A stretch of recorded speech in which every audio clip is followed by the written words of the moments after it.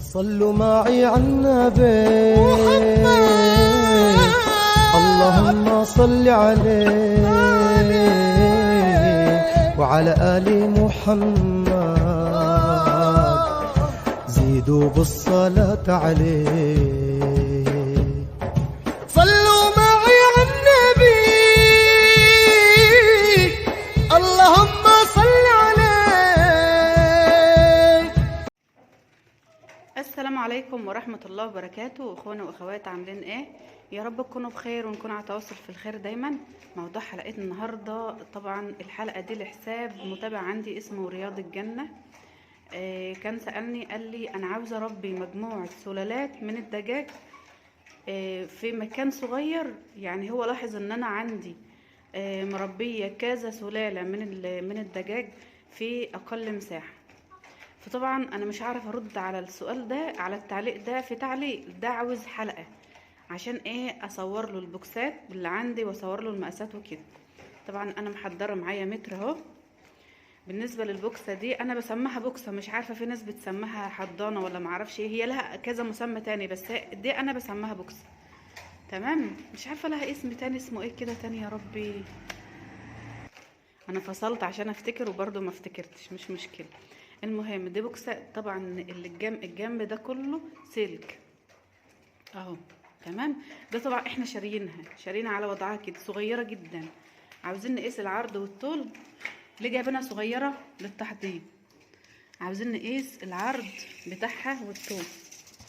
ممكن تعملوها عندكم، يعني انا كنا شاريينها، كان جوزي شراها وكده. قال لي يعني لما شاف الحاجات اللي فيها قال لي كان ممكن انا اعملها يعني. اهي متر اهي يا جماعه، متر اهي. العرض بتاعها كام؟ بسم الله.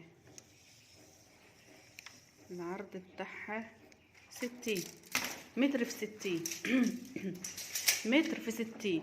الاهم من كده بقى مش الطول ولا العرض، الاهم من كده ان احنا عاوزين 3 ادوار، نستغل المساحات على قد ما نقدر. لو طولنا نعمل 4 نعمل، يعني ممكن تبقى اوضه صغيره خالص. ده انا معتبراها اوضه بس هي حته قد المطبخ، مش اوضه ولا حاجه. يعني اوضه واحده بس عندنا هنعمل فيها كذا نوع سلالات. يعني وليكن بوكسه زي دي واخده مساحه متر في 60 من الارضيه اهي، متر في 60. انا ليه بقى ما اطلعش بها كده كذا دور؟ ليه؟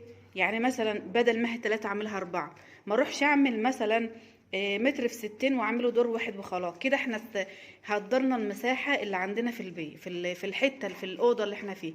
تمام، فاحنا نستغلها في الطول. ده عاملينها ايه 3 ادوار اهي. طبعا النجار زي ما انتوا عاوزين بيخليكوا، يعني مثلا يقولوا دور 2 3 10 زي ما انتوا عاوزين. طبعا انا عامله دي للتحضير. يعني مثلا لما تكون في حاجه طالعه من البيضه بحضنها شويه. تمام، الكبيره دي بقى اقول لكم كام في كام. برضو دي ممكن تطلع باربع ادوار مش 3. يعني اهي، انا كنت بقول لجوزي اعملها 3 4، قال لي انت هتقعدي تجيبي سلم وتطلعي. ممكن اجيب كرسي عالي شويه واطلع عليه، ايه المشكله؟ المهم اربي اللي انا عاوزاه واستغل المساحه اللي عندي. بس انا ما اهتمتش بقى ان انا اخليهم 4. ليه؟ عشان اصلا ما شاء الله انا عندي المكان واسع، يعني عندي الدور الارض ده ممكن اربي فيه، عندي المتر ورا، عندي السطوح. فبالنسبه للناس اللي ما عندهاش مثلا الا اوضه واحده بس، ممكن تعمل 4 ادوار وتجيب كرسي عالي شويه، في كرسي من اللي هو بدرج ده عالي شويه، وتطلع تعلف وتعمل وكده كده. لما بتكنس بتشد الدرج وخلاص، الدرج اللي هو ده اهو. تمام، عاوزين نشوف بقى عرضها كام وطولها كام. بسم الله. انا كمان بعمل بايد واحده.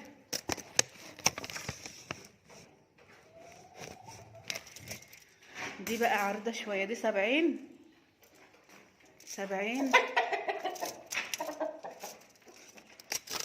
في ايه، 70 في 150.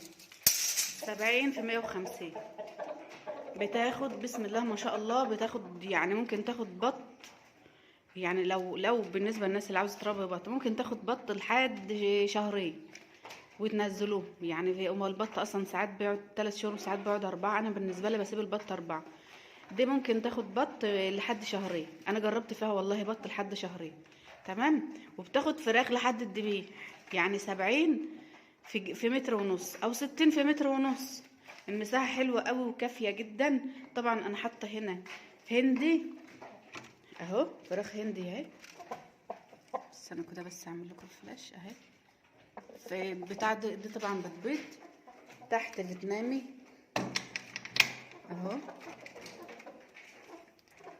اهو سلالة تانية خالص مع هندي. هنا قطني اهو، شايفين قطني مع برهمة. طبعا برهمة ديت ما كانش الا هي، قمت حطاها مع الديك القطن، ملهاش ديك برهمة اصلا. بس انا ممكن احط مثلا ايه يعني في كل دور، يعني مثلا دور قطني وبرهمة، دور قطني قصدي مع بعض، وبرهمة وهندي وفيوم، اللي انا عاوزاه اللي انا عاوز. فوقيها اهو سلالة تانية خالص، ده متهجنة. هنا برضو الفراخ دي برضو حطاها هنا اهي. بسم الله ما شاء الله، يعني بصوا 11 كتكوت، بس هم ما شاء الله كبروا. شايفين؟ يعني بحط فيهم اللي انا عاوزاه في نفس المكان. في نفس المكان بقى هنا فرخه راقده اهي اهي، مش عارفه الخيال ده اهو. في فرخه راقده ولسه المكان في قلبه، حاطه فيها علف. هنا حوض اهوت بغسل فيه هنا. يعني بص، حتى فرن، حتى في نفس المكان، ما اثروش عليا باي حاجه يعني البوكس. وممكن على فكره اشيل الفرن ده من هنا احطه في حته تانية واقوم حاطه بوكسه جنبها.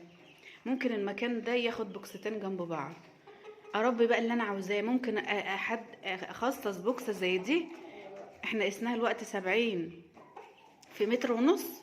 ممكن اخصص بوكسه زي دي لسلالات من الحمام. يعني مثلا الدور الواحد بس ممكن اعمله 3 عيون اهو. يعني ما يكون متر ونص، نص متر، عين للحمام حلوه مش وحش. عين للحمام مش وحش. يعني شوفوا بقى، هنقول مثلا هنخليهم 4 ادوار في 3 عيون. شايفين؟ هتبقى كتير كتير يعني اهو. تخيلوا كده، يعني بوكسه واحده بس نخلينا نربي الحمام اللي احنا عاوزينه. كل عين في قلبها ذكر وانتاي. يعني مثلا لما يكون 12 جوز حمام في بوكسه زي دي في مكان قليل، ما شاء الله هتاكلوا كل شهر حمام ما شاء الله. هي البوكسات حلوه، هو عشان استغل المساحات واربي السلالات اللي انا عاوزاها. لازم بوكسات. البوكسات ده على فكره مش مكلفه، انا جوزي عاملها، هو اللي عاملها. حاجات كده يعني مش اللي هي مكلفه قوي يعني يا جماعه. شايفين بتاع عرض ايه؟ يعني انت عارفين في بوكسه من دي جايب عروق، عارفين العروق اللي بتعرج بها دي في الاوض والكلام ده، جايب عروق وشقيها في المكنه، وجاي هو شكلها هنا، وقام جايب لفه سلك اخضر ولفه سلك اسمر. حتى بتهيألي هو هنا لسه في سلك من الاسمر ده، لف على بعضها ورماها هنا. والادراج دي مش غاليه، الادراج ده حلو قوي، بتمنع بقى الطيور من الامراض، الكوكسيديا وكوليستريديا والترى بتبقى الريش بتاعها جميل نضيف كده وحلو. فحلوه مش وحش. فالحاجات دي مش مكلفة. حتى لو هتكلفنا، بس مش هتقعد تكلفنا كل يوم، يعني مش كل يوم هعمل بوكسة. انا اوضه زي دي بقوم ملياها بوكسات ومستغليه المساحات بالطول والعرض والكلام ده. وبعد كده خلاص البوكسه بسم الله ما شاء الله بتقعد سنين. يعني البوكسه ده عندنا من زمان ده اهي، وفي بوكسه فوق بقالها سنين. فالبوكس بتقعد سنين يا جماعه على حسب الاستخدام. بالنسبه لدي سلوك كلها، هي ايه اللي هيبص فيها ولا ايه اللي هيدوب فيه؟ وبقوم شاده ديت وغسلاه بره وعاملاه. يوم ما يحصل للدرج هيحصل له ايه يعني؟ مش هيحصل له حاجه. ولو باظ هجيب درج غيره، انما البوكسه زي ما هي ثابته بس وخلاص. هو ده موضوع البوكسات، وموضوع ان احنا ازاي نربي كام سلاله في مكان صغير. ما هي الحل الوحيد للمكان الصغير ده بوكسات. انما هيبقى اوضه واحده مفيش بوكسات، يبقى انا هعمل ايه في الاوضه الواحده؟ هعمل فيها ايه؟ هضطر بقى ان انا اعمل هنا اقفاص ومش عارف ايه وضلالات، وهنا ركن بس مش هتبقى زي دي ابدا ابدا. دي حلوه، نظافه وحلوه وبتخلي صحه الطرى حلو. كنت فاكره اقول ايه تاني، لا اله الا الله. المهم عشان الفيديو ما يطولش يا جماعه، هو انا قلت اعمل الفيديو ده لرياض الجنه. يا رب يكونوا استفادوا، ويا رب يكونوا انت كمان استفدتم. ده طبعا الفيديو ده هيفيد برضو المتابعين، اكيد عندهم نفس السؤال. وده كان موضوع حلقة النهاردة، والسلام عليكم ورحمة الله وبركاته.